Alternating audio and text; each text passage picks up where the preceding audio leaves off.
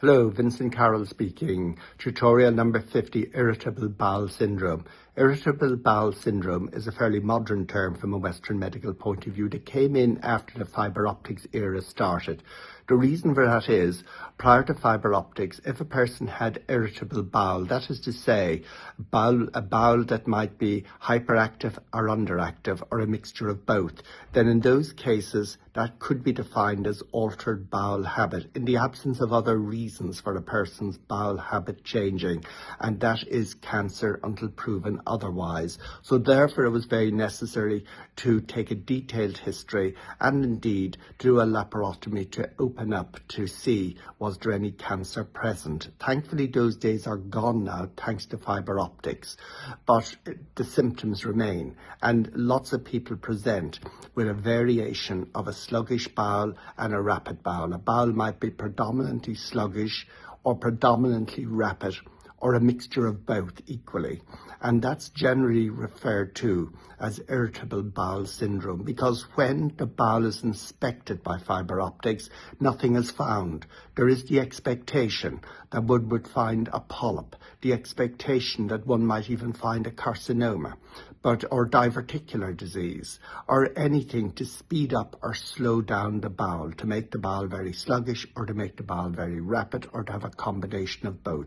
But nowadays, very often, absolutely nothing is found, but yet the symptoms remain. So a new word, if you like, was invented, and that word is irritable bowel syndrome.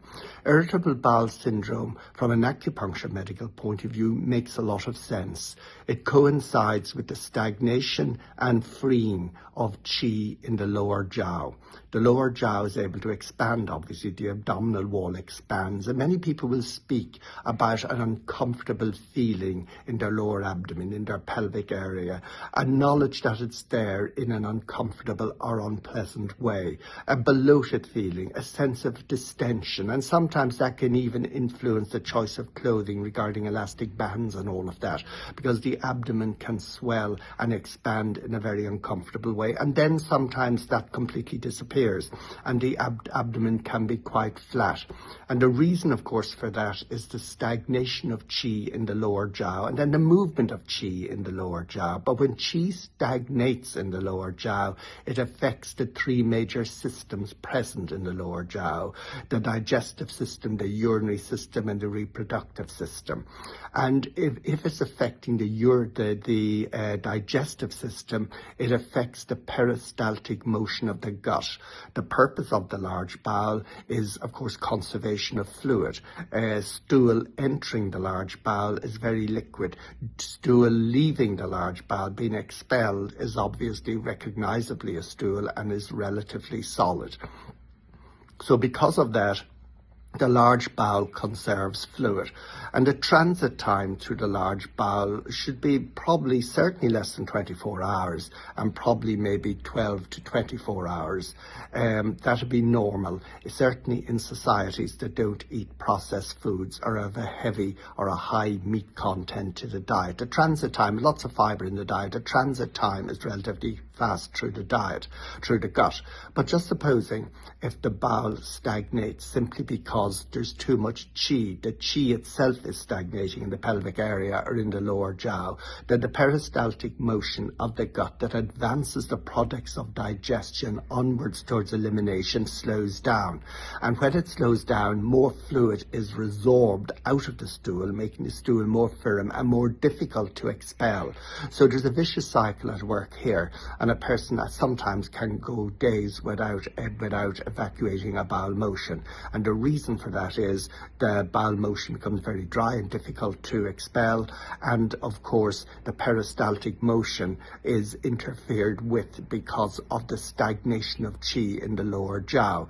So therefore people often experience expansion of the abdomen, a bloated feeling, uncomfortableness and constipation, and then something might happen where qi moves, and when qi moves the bowel plays catch up. The peristaltic motion starts starts to work and the bowel motion is expelled quite rapidly, and that can be a sign of loose stools. It can be a sign of the bowel moving very fast, simply because the qi is no longer stagnant in the lower jiao. So therefore there's a mixed bag here between a sluggish bowel and a rapid bowel, and often one predominates over the other, but both tend to be there. Irritable bowel syndrome is not constipation and is not a sluggish bowel. That is a component of irritable bowel syndrome. Irritable bowel syndrome is something that's quite movable, and depending from our point of view as acupuncturists on the stagnation and liberation of qi in the lower jiao. So what does one do? Well, of course, one can treat the symptoms, but it's always better to treat the root.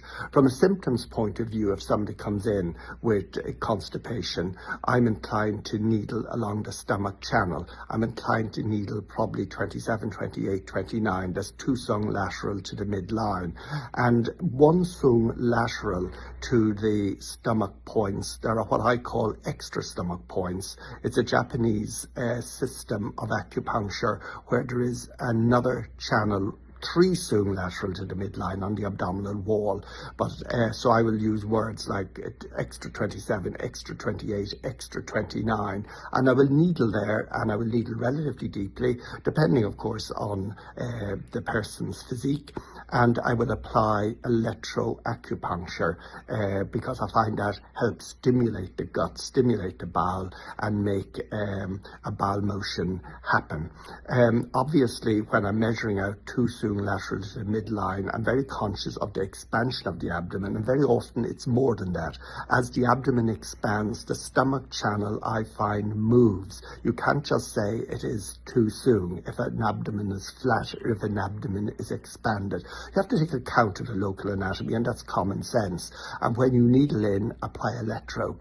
I would apply, for example, a mixed bag. I might start with stomach 27 and stomach 29 extra.